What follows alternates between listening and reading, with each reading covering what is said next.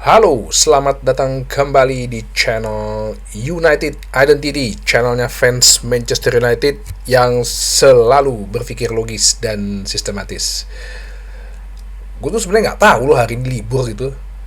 Jadi pas kemarin gue ada kerjaan sampai malam, pas paginya ternyata libur tanggal merah gitu. Jadi wah, harus ada kegiatan dulu nemenin keluarga.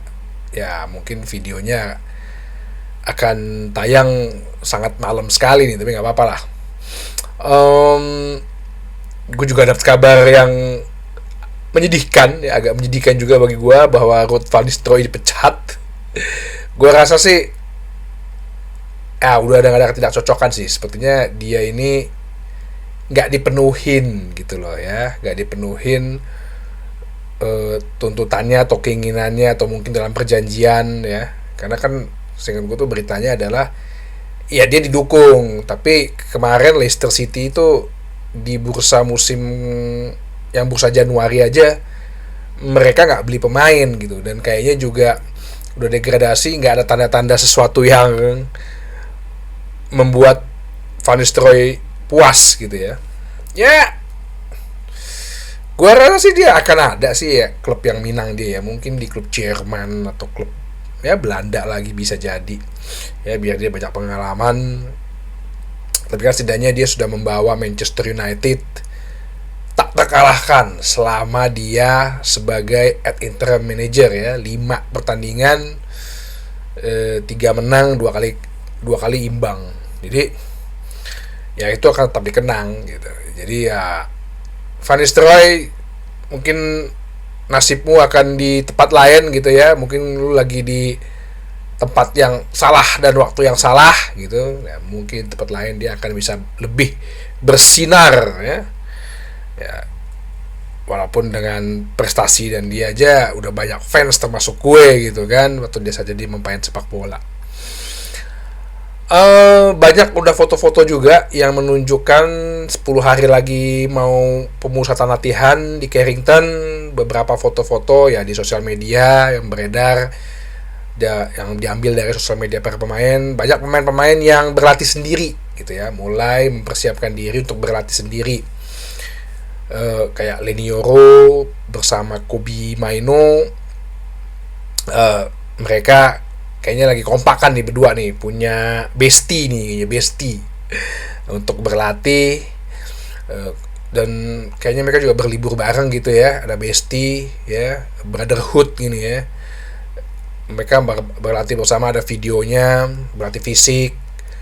Terus juga Joshua Zirkzee yang habis liburan sama The Ligt, ada fotonya juga lagi berlatih beban mungkin ya, untuk otot-otot supaya prima lagi ya. Kemarin juga ada beberapa kan gue kasih lihat fotonya Patrick Dorgu juga latihan. Banyak kayaknya Toby Collier juga kayaknya,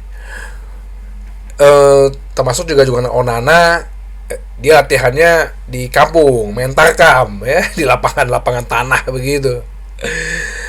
Nah, sehubungan dengan Onana sebagai kiper ya, kita kan belum tahu nih apakah dia masih tetap dipakai apa enggak, tapi setidaknya sih posisi kiper mungkin adalah posisi terakhir yang akan dipertimbangkan dalam bursa transfer.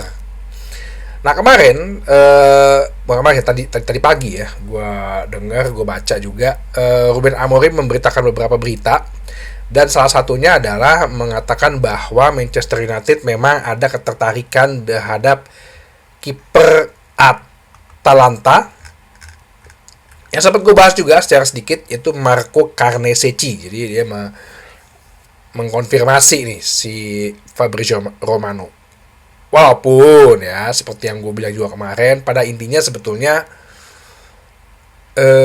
nama itu disebut memang ya dalam setiap pertemuan atau internal meeting lah untuk membicarakan bursa transfer, nama itu disebut, dan itu hal yang wajar, tapi belum ada pergerakan ya. Itu sama dengan mereka posisinya memperbincangkan Emiliano Martinez, nah kayak gitu, atau kiper lain yang kemarin gue bilang kipernya dari mana Liga Belgia ya, itu hal yang wajar gitu.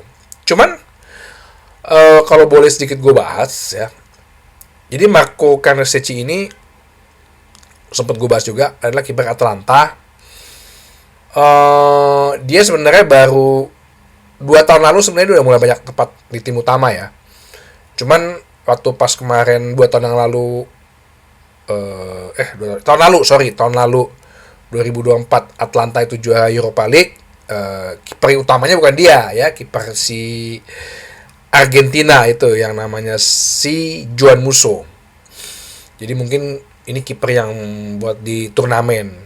Tapi dia di musim yang terakhir ini, dia mendapat kepercayaan penuh, dan ya hasilnya sih dia bisa membawa Atlanta ke Champions League. Tapi di Champions League sendiri Atlanta ini agak babak belur juga gitu.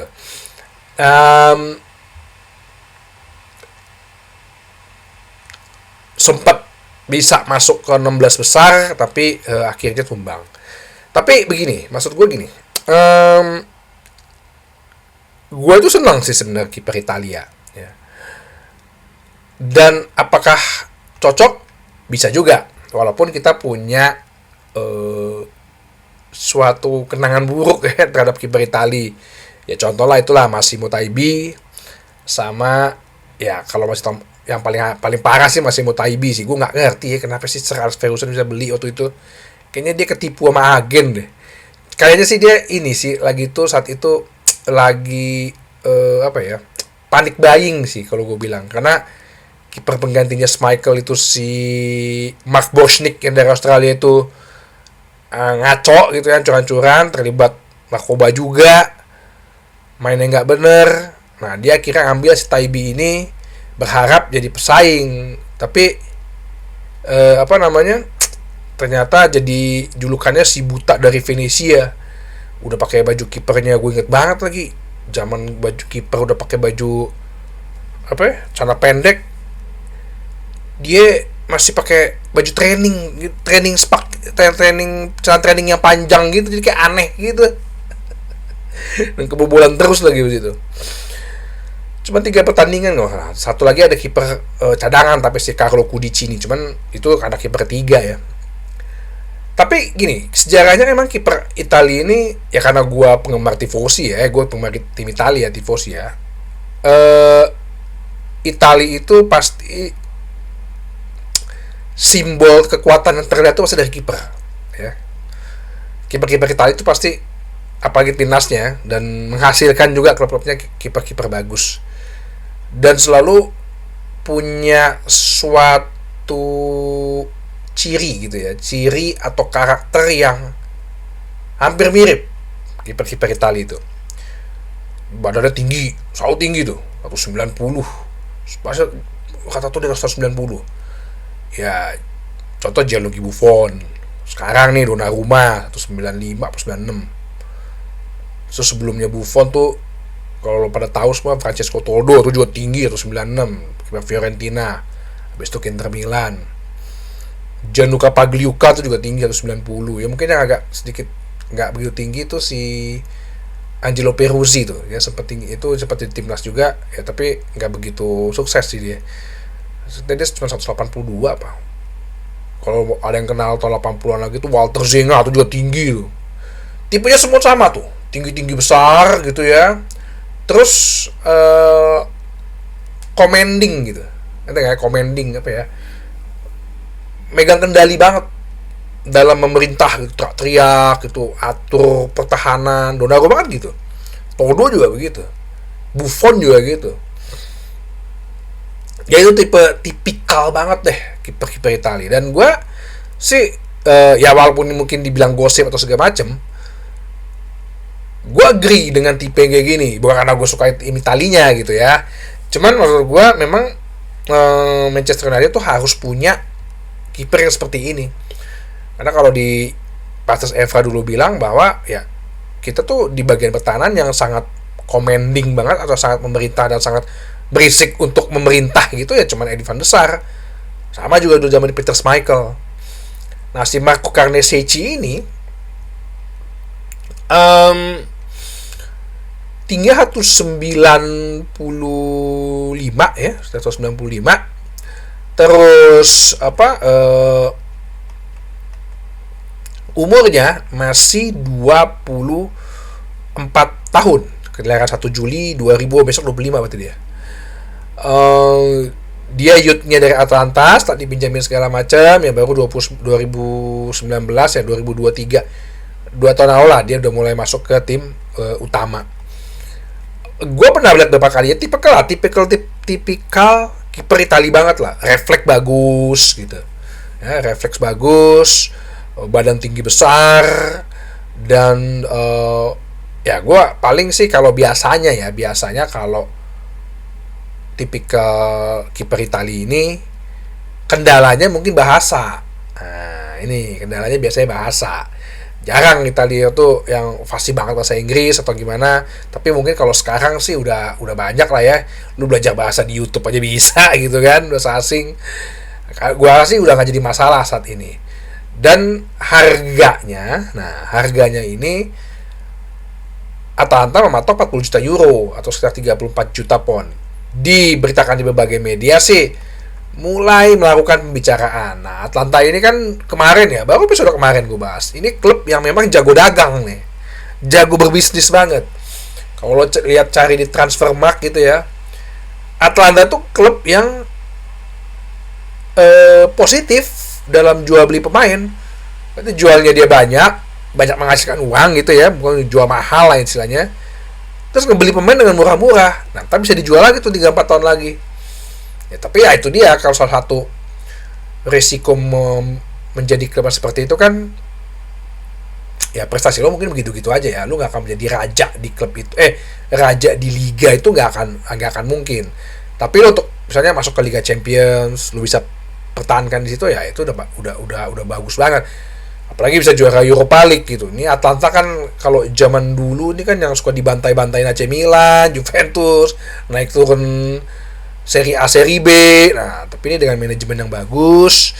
Ya gue nggak tahu nih sekarang pelatihnya si Ivan Juric lagi. Gasperini udah nggak ada. Pelatihnya agak-agak mundur sih menurut gue. Ya gue nggak tahu kedepannya gimana. Tapi gue walaupun berita ini mungkin menurut Fabrizio Romano atau seperti yang gue bilang, ya nama sih bisa aja sebutkan.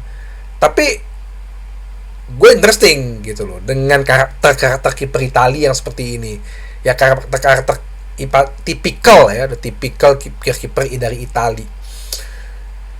Gue rasa sih kalau memang ini terjadi ya, paling ini ya proses transfernya sih akan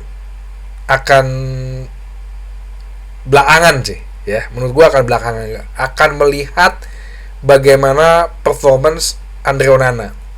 Sebenarnya kalau mau ngomong gaji, ini kiper gaji murah sih. Di Atlanta tuh gajinya cuma 3.600 euro men. Atau kalau mau di poundin mungkin 3.000 pound, ya elah. Gedean gaji Tom Heaton kali, kiper ketiga. Dan kabarnya Tom Heaton udah ini ya, jadi nih perpanjang kontrak nih ya. Tom Heaton tuh mungkin gajinya bisa 20.000 kayaknya per pekan gitu ya. Jadi kasihan juga, dan gue yakin sih dia mau gitu loh. Kalau untuk urusan gaji pasti sih dia mau gitu. Kita tunggu aja ya, apakah kita akan beli dia terus membuat jadi pesaing buat Andre Onana. Karena ya kalau sebagai kiper kedua nih anak sih digaji 50.000 kayaknya seneng banget tuh. Ya, nah itulah yang gue lihat tuh, kenapa gue bilang tuh. Ya, ini sekali lagi bukan ngejelek-jelekin Liga Italia nih. Gue kasih fakta. Gajinya aja jomplang banget. Kiper utama sama kiper ketiganya Premier League bedanya bisa begitu gitu gajinya. Ya itu. Ya, karena gue bukan ngeledek-ledekin Liga Italia, enggak ya. Gue sedih Liga Italia itu glamornya hilang gitu. Oke, jadi kita tunggu aja dengan kehadiran si